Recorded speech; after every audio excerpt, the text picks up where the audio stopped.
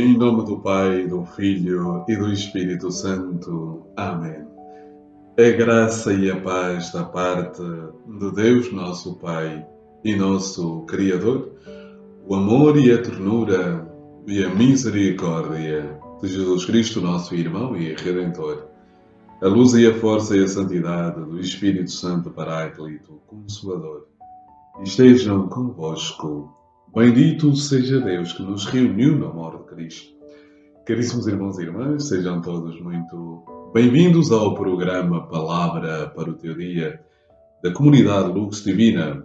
Este lugar, este momento de encontro com a Palavra, este lugar para experienciar, para experimentar a presença do Senhor da vida, aquele que dá sentido à minha e à sua existência. Aí onde está, sem mais palavras, ore comigo, ore conosco. Ore comigo ao Deus da vida, ao Senhor dos Senhores, aquele que dá luminosidade às nossas vidas. Porque Ele é a luz, Ele é a verdadeira luz da qual nós participamos e comungamos. Oremos.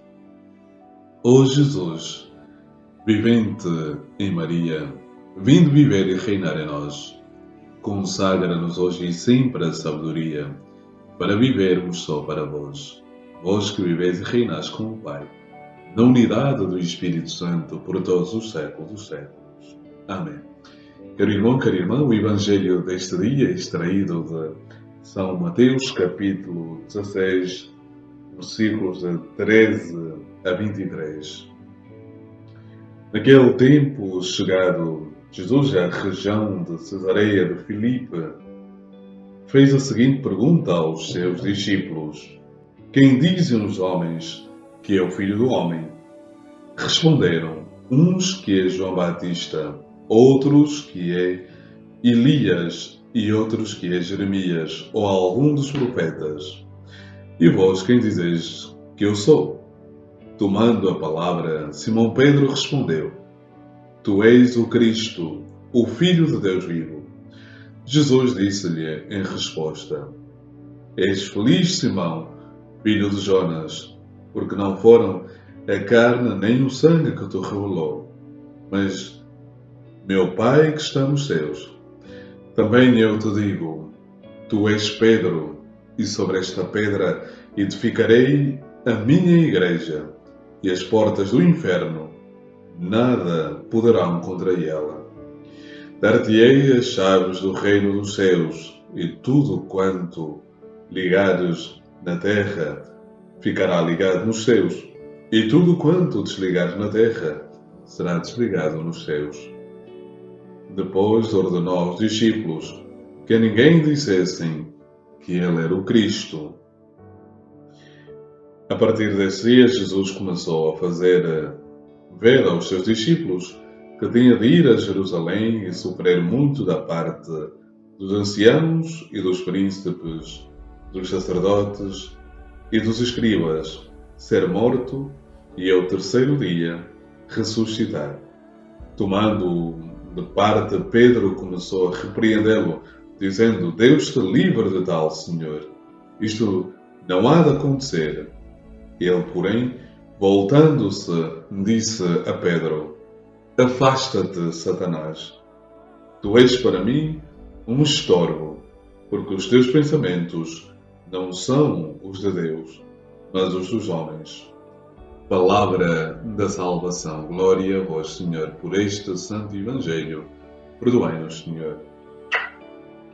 Caríssimos irmãos e irmãs, este dia é especial porque hoje celebramos a memória obrigatória de São Domingo de Gusmão. São Domingos, o grande devoto da Nossa Senhora, aquele que, segundo a tradição, foi o grande mentor da oração do Rosário. Eu lembro-me sempre de São Domingos por duas questões muito práticas na minha vida.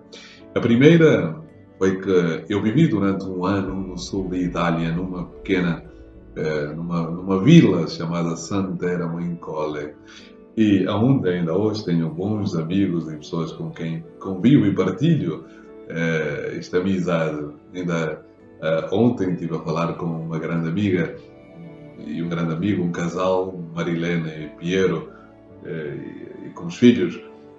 E nesta vila onde eu vivi, na comunidade do noviciado dos missionários monfordinos, temos uma capela linda dedicada à La Madonna de Pompei. E nesta capela tem uma imagem de São Domingos a receber, ou seja, a receber o terço, assim vagamente, eu estou aqui a partilhar convosco. E lembro-me que rezando todos os dias o terço nesta capela, de manhã cedo, eu levantava-me cedo para rezar, por volta das 6 da manhã para rezar o terço. Fiquei sempre muito fascinado com esta imagem de São Domingos.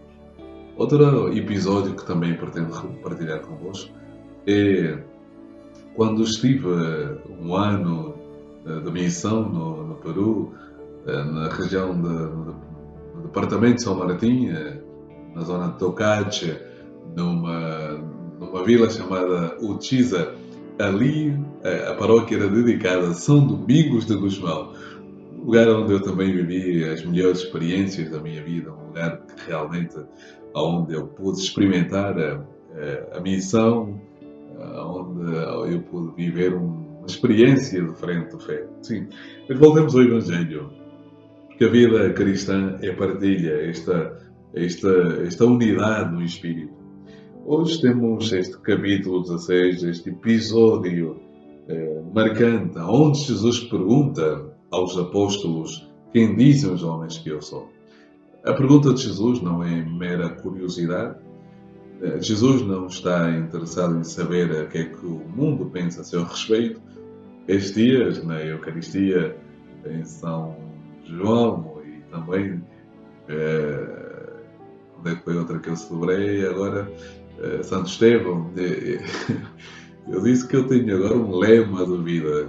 E o lema de vida é estou nem aí. Estou nem aí no sentido em que não me importa o que os outros pensam a meu respeito. Preocupa-me sim o que o Senhor, o Deus da vida, o Senhor dos Senhores, pensa a meu respeito. E isso é fundamental, caríssimos irmãos e irmãs, porque Jesus não está preocupado com aquilo que os homens pensam dele. Jesus, quando faz esta pergunta, é uma pergunta provocadora. Ele pretende provocar no coração dos discípulos essa interrogação, respostas. É quase como usando a maiêutica, o método socrático, para que o discípulo, entrando em si, tome consciência de quem tem diante de si.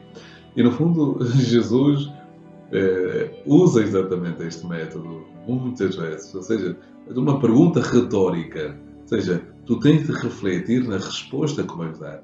E a resposta que darás será a oportunidade de refletir sobre uma realidade importantíssima. É isso que acontece. Jesus quer que eles reflitam. Será que Jesus é mais um profeta? Será que Jesus é como Elias, como Moisés? Será que Jesus não? E a pergunta é realmente pertinente, porque ela ainda hoje, passados estes 2000 anos, continua a ser uma pergunta pertinente a qual devemos responder com a nossa vida e com a nossa existência. E Pedro, tomando a palavra em nome do grupo, porque Jesus diz bem, as vossas respostas, o profeta, João Batista, Jeremias, Elias, muito bem, são respostas, mas vós, quem dizes que eu sou? Não os outros, mas vós, tu, quem é Jesus para ti? E continua a ser esta pergunta relacionada com a identidade de Jesus, a pergunta fundamental para a nossa existência, para o nosso caminho cristão. E Pedro toma a palavra e responde: quem é Jesus? Sabemos que a resposta de Pedro é uma resposta de veras, de verdade, uma resposta profunda. Embora Pedro não atinja a profundidade daquilo que responde, porque está sob a ação do Espírito Santo, mas ele próprio ainda não fez a caminhada necessária para compreender aquilo que respondeu. Mas uma coisa também quero salientar aos nossos irmãos protestantes que vão procurando formas de justificar o capítulo 16, versículo 18, quando Jesus diz: tu és Pedro. e sobre esta pedra edificarei a minha igreja. Caro irmão, cara irmã, não existe salvação fora da igreja. E agora tu me perguntas, que igreja Jesus fundou? Jesus fundou uma única igreja, a Igreja Católica, Apostólica e Romana. A igreja fundada por Cristo é a igreja em que nós temos uma tradição, os pais da igreja, a tradição apostólica, ou seja, há uma sucessão apostólica, ou seja, uma transmissão desde Pedro até os dias de hoje. Portanto, meu irmão e minha irmã, duas questões dentro deste texto que é riquíssimo e podíamos explorar muito mais, e com dois temas importantes. Quem é Jesus para ti? E a certeza de que há uma única igreja fundada por Jesus. Esta igreja subsiste na Igreja Católica Apostólica e Romana. Portanto, força! Não sei se estás longe, se és protestante, se és evangélico, mas se o és, caro irmão e cara irmã, é a oportunidade de voltares para aquela igreja, a única igreja fundada por Jesus. Glória ao Pai, e ao Filho, e ao Espírito Santo, assim como era no princípio, agora e sempre. Amém. O Senhor esteja convosco. Ele está no meio de nós, por intercessão da bem-aventurada Virgem Maria e São José, seu castíssimo esposo. São Domingos, seu devoto. Abençoe-vos Deus Todo-Poderoso, Pai, o Filho e o Espírito Santo. Amém. A alegria do Senhor é a nossa força. Amém.